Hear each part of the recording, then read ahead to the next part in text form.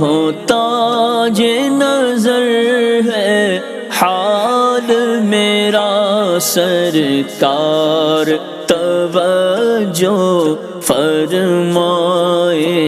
بسم اللہ الرحمن الرحیم۔ مسئلہ یہ پوچھا گیا کہ شرک کیا ہے؟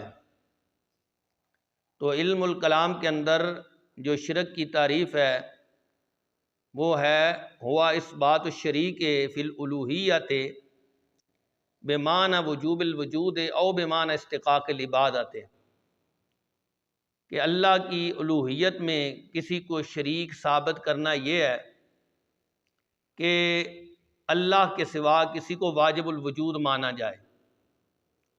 واجب الوجود وہ ہستی ہوتی ہے جو ہمیشہ رہے اور ہمیشہ سے ہو۔ اللہ کے سوا کوئی بھی ذات ایسی نہیں کہ جو ہمیشہ سے ہو اور ہمیشہ رہے۔ ہم اہل سنت کا یہ عقیدہ ہے کہ اللہ تبارک و تعالیٰ نے سب سے پہلے نبی اکرم نور مجسم شفیع معظم صلی اللہ علیہ وسلم کے مقدس نور کو پیدا کیا، تو جو نہ ہو اور پھر پیدا ہو وہ واجب الوجود نہیں ہوتا، وہ حادث ہوتا ہے۔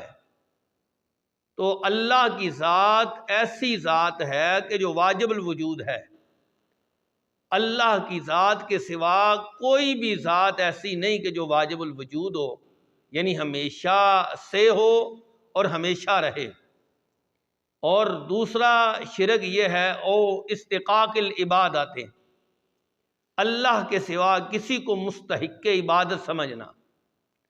تو اللہ کے سوا جو بندہ کسی کو بھی مستحق عبادت سمجھے گا، چاہے وہ جس کو مستحق عبادت سمجھا جا رہا ہے وہ زندہ ہو یا مردہ ہو، اگر وہ سمجھنے والا کسی زندہ کو مستحق عبادت سمجھتا ہے تو وہ بھی مشرک ہے، اگر کسی مردہ کو مستحق عبادت سمجھتا ہے تو وہ بھی مشرک ہے۔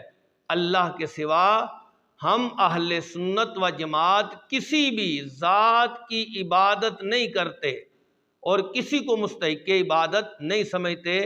تو یہ دو چیزیں ہیں کہ جو شرک ہو سکتی ہیں، اللہ کے سوا کسی کو واجب الوجود سمجھنا یا اللہ کے سوا کسی کو مستحق عبادت سمجھنا، اور کسی کو مستحق عبادت سمجھنا کیونکہ عبادت کا تعلق نیت سے ہے۔ جب کسی کی نیت یہ ہو کہ یہ میرا معبود ہے، میں اس کی عبادت کر رہا ہوں، پھر وہ مشرک ہوگا۔ اگر ایسی نیت اس کی نہیں تو پھر وہ مشرک نہیں ہوگا۔